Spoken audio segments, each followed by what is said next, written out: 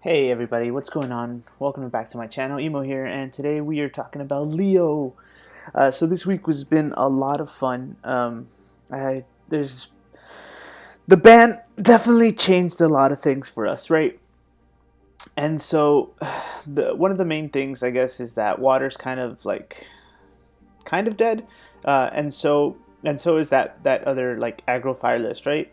So a couple of things that I started thinking about is where else can we turn, like where else can those colors turn to like still be relevant and stuff. And you know what's funny is, incidentally, I know I told you last week that I was kind of done, or I think I told you like 2 weeks ago, right, that I was kind of done with the Ishtola Scion thing. Well, realistically, I came back to it, right, because I do want to thank a buddy of mine, John, for, kind of like, he told me about this, and then we saw this at like the Masters 2 weeks ago or a week ago or whatever, and so because I didn't believe it at first, right? I saw Leo and I'm like, nah, it's not even worth it. Like, you're not gonna get anywhere with this. But then, but then I saw it like top 8 at the Masters out of like 31 people in a field full of Rydias and all that stuff, and like still with Mashri, right, and being relevant. And so naturally, I can only assume that now without Mashri in there, it'll continue to be relevant. And so this is the Japanese list. I created this one before I saw it like pop up on FFTCG. So yeah, it runs the Leos, and then remember, so for Leo you must control a character 1 through 6 before you cast him. Leo cannot be brought in by any other way. Then he reveals the top 5 cards, and you can play a character and put the rest at the bottom. Okay. So yeah, it's pretty simple. You run some of these big cards. This one ran these.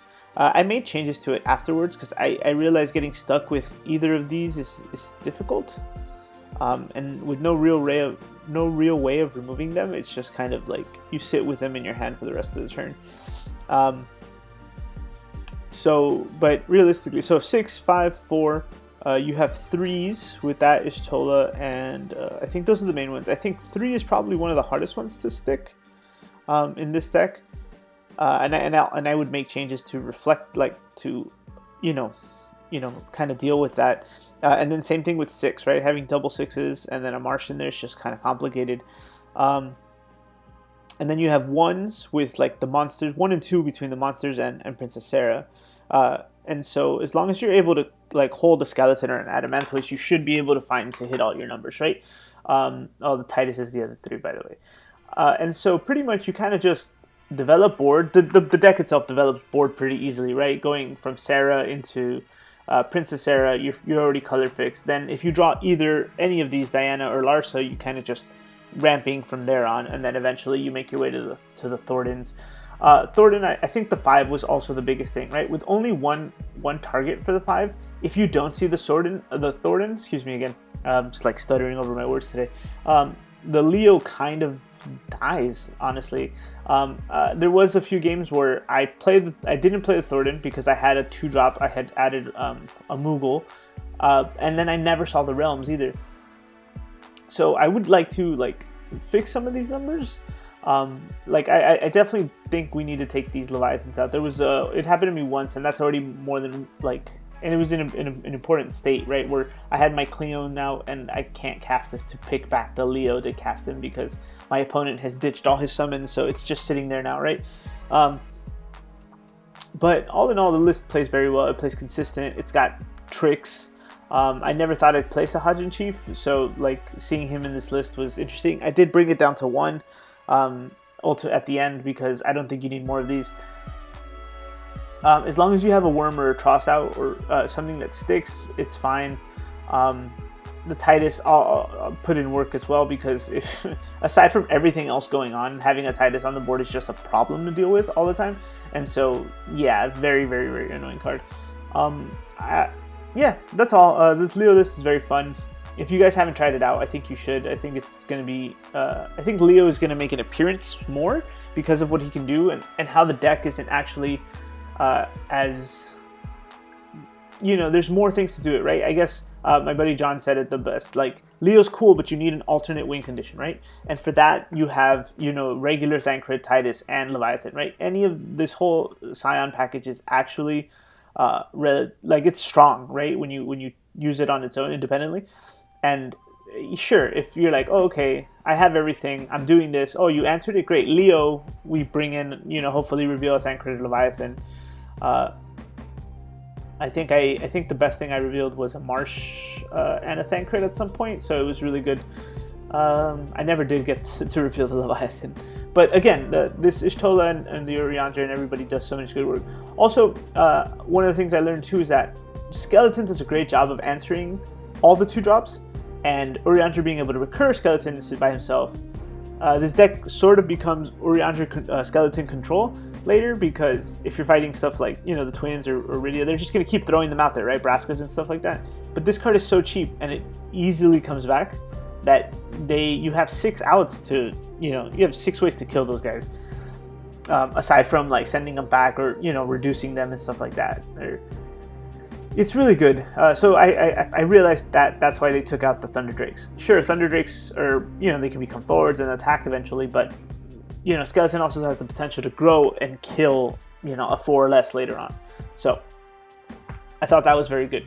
The other fun deck, like I said, that other Fire deck is the one that also died with Mastery. So I wanted to talk about things,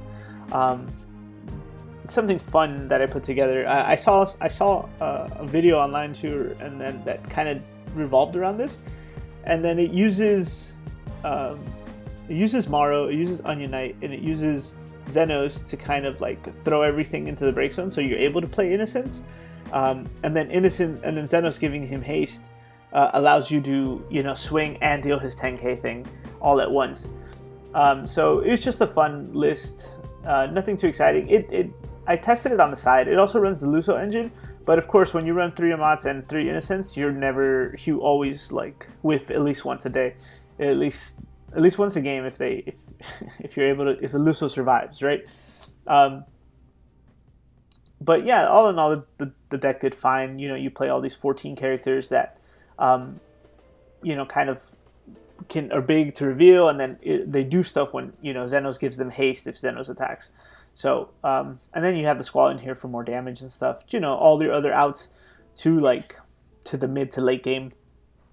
To get to this point, you have Luneth, you have Squall, and then you have, your removals, all your board clears and stuff, and just big guys to deal with it.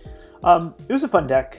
I think we know 14 is going to get a little more support right now with the Hien that we saw, so I actually think something like this might be relevant a little more down the road. I think the Innocence is too ambitious. It gets in the way of a lot of other good cards. Like, I could just play other good Fire cards. There's plenty of good Fire cards to play. What Innocence does, in my opinion, isn't enough for me to work around so many hoops, right? Because there is a point where you don't have the discard, but you have the Innocence in your hand, and you have the Xenos out, and you can't do the other abilities because he requires you, if you have a card, Innocence in the break zone, he requires you to have one in the break zone, right? Like, it's not a hoop.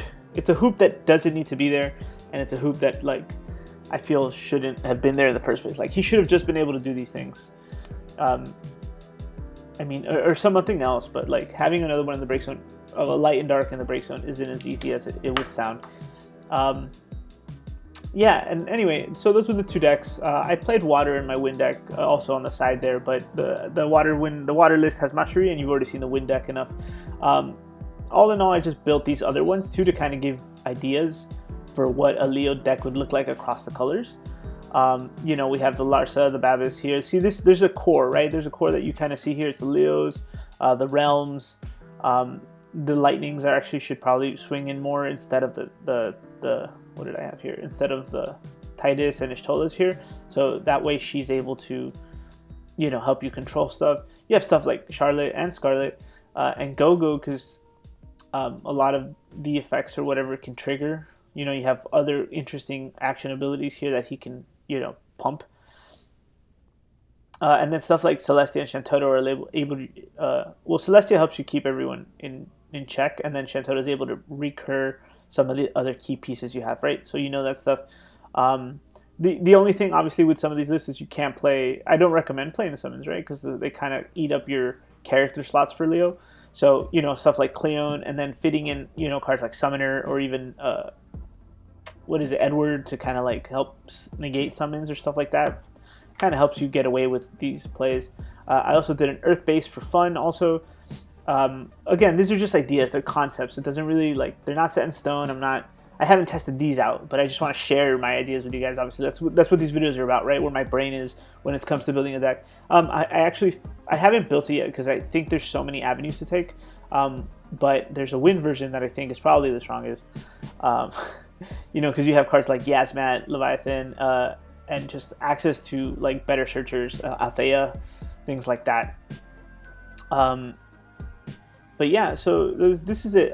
If you're interested, this is what a Leo base starter kit is, kind of. You know, you don't have to throw them all in here, but these are your numbers, right? You have 5s and 6s. You have 1s, 2s, which are really good. I didn't put the worm in here, but he's good too. These are also 3s that could, you know, kind of get you into positions of you know, searching, so you're not just playing cards that don't get you anything. The Sarah is obviously 100% of a staple, and so is the Thornton Larsa. And you could even cut the Larsa into an you know, an FFL or a Warrior of Light kind of base too, if you wanted to. So there's a lot of options here for the Leo thing. And so again, I'm going to be busy with this. I don't know, again, I think I said this last time, I don't know if there'd be another episode of this when we talk about more cards, because Opus 16 is kind of on the way out, right? We have one more major with it. We're already in spoiler season. I think Leo was the last thing I wanted to touch on in this set. Actually, that's not true. I started, now that Mashiri's actually gone, I'm thinking about Maya again. Yeah, Maya's a good card now, because we don't care if the summons are in the break zone anymore.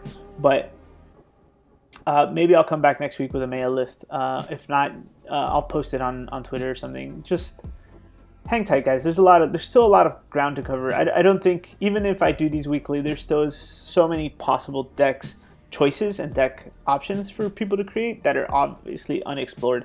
And I wish more people took the time to do that stuff, or at least share these ideas anyway. But yeah, that's it for me, guys. Again, Leo List, top 8 at Masters, very good. Definitely recommend playing it. You're going to love some of the lines and plays that this deck does. This is a good place to start for an FF14 like Fire list, but it needs improvements. Here are some good ideas or good places to start as well for Leo with Water Ice or Leo Water Earth. And yeah, that's it. I'm gonna leave these 4 in the description for you guys. The Leo base, you guys can figure this out. It's not that serious. You can pretty much grab them from any one of these, right? So that's it for me, guys. Thanks for watching. Thanks for listening. I will, you know, see you on the next video. Peace.